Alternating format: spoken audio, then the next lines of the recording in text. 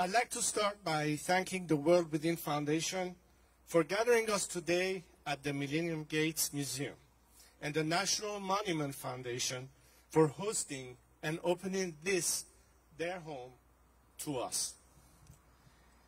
Today we are here to honor not just one of the greatest leaders in the history of my country, Iran, but one of the most consequential visionaries of all time, Cyrus the Great. The world has seen great philosophers and great statesmen, but in Cyrus the Great, we see the unique combination of both. He was a profound thinker who outlined a groundbreaking vision for humanity: equality, respect, and justice for all colors and creeds.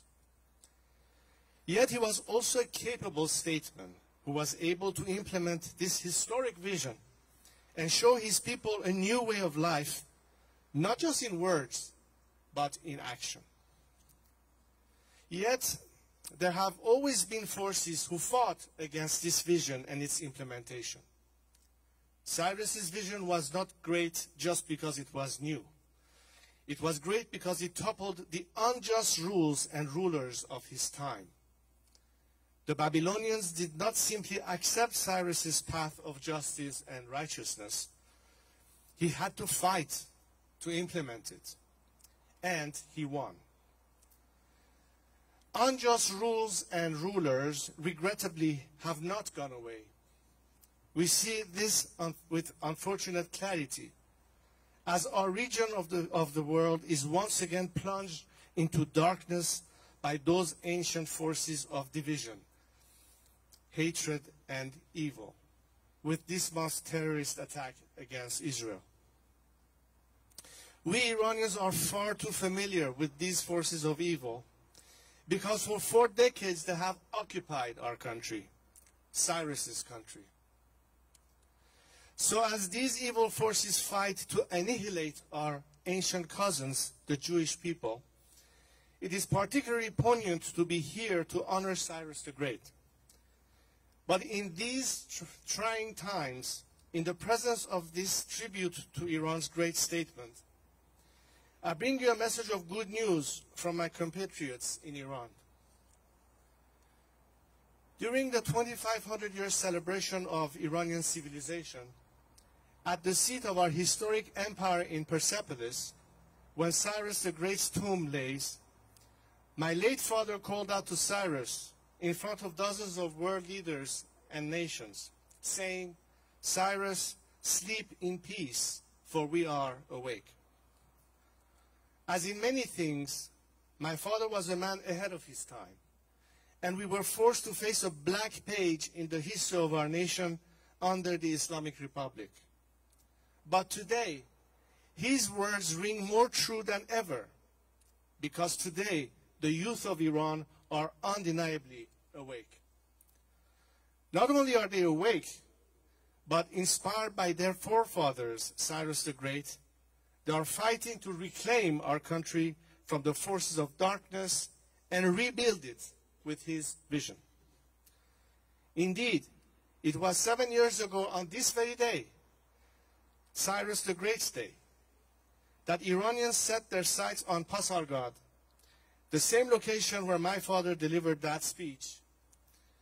In the process, they set our country on a path to liberation and renaissance. The Islamic Republic, fearful of our youth's connections with their ancient inheritance and its power to inspire them to rise up against their tyrannical dictatorship, blocked the roads to Cyrus's tomb. Undeterred, some broke through the roadblocks. Others carried on foot. When they reached the barriers around the tomb, guarded by regime security forces, they forced their way over the blockades, facing violent beatings as they did. They were convening at Cyrus's tomb to honor his legacy under the darkness of the Islamic Republic, to remind themselves of the light of our history, but they did much more than that. They ended up inspiring a nation. When they finally reached his tomb, they realized just how vast in numbers they were. Tens of thousands of young Iranians seeking what Cyrus sought, Iran's freedom, prosperity, and peace with other neighbors, found out that they were not alone. They had strength in numbers and broke out in chants of, Iran is our homeland, Cyrus is our father. This overwhelming organic gathering stirred our nation awake. After many years in the slumber of cynicism, in which many thought Iran would never again be free, the young people who gathered at Cyrus's tomb on that day reminded them that Iran is not the Islamic Republic, that indeed we are in a battle between Iran and the Islamic Republic. In the years since that historic gathering, my compatriots have risen up against their tyrant and this evil regime with increasing frequency. Too many young people who should be with us today no longer are. But they lost their lives fighting for the very values we are here to honor today. And I will make sure that their loss will not be in vain. I don't see many visionary leaders around the world today, but I do find them in one place, the streets in Iran.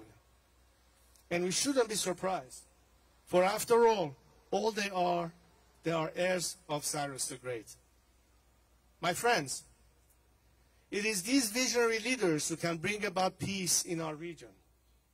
Just as Cyrus freed the Jewish people from Babylonian enslavement and helped them to rebuild their temple, today Iranians are fighting to free themselves from the enslavement of the Islamic Republic and to rebuild our own temple, Iran. When they are successful, I am confident that they will continue their march to reestablish Cyrus's legacy and build peaceful relationship with our friends, both Israeli and Arab, across the Middle East. So I say to all of our friends gathered here today, that if you seek peace in the Middle East, if you seek prosperity for humanity, if you seek the same values of Cyrus that we are here today to honor, do not let that just be a thing of the past, but a thing of the future. In closing, I'd like to return to this statue. The poet says, this home is beautiful, but it is not my home. For us Iranians forced to live our lives in exile, that quotation has rung all truth through for more than 4 decades, as we have sought temporary refuge with those kind enough to grant it. But today, as we feel more hopeful than ever before that Cyrus's heirs are carrying on his legacy, we are closer than ever to reclaim our homeland and its rightful place in the world. In the meantime, however, thanks to the generosity of the World Within Foundation and the hospitality of the Millennium Gate Museum and the National Monuments Foundation, we Iranians now have a small piece of home here in Atlanta.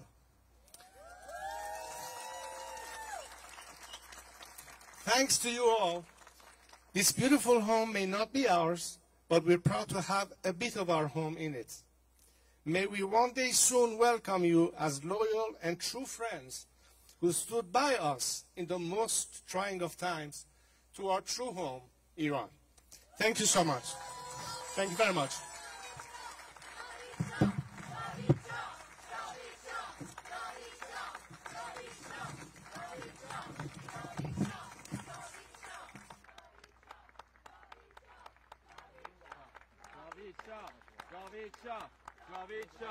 جاوید شاه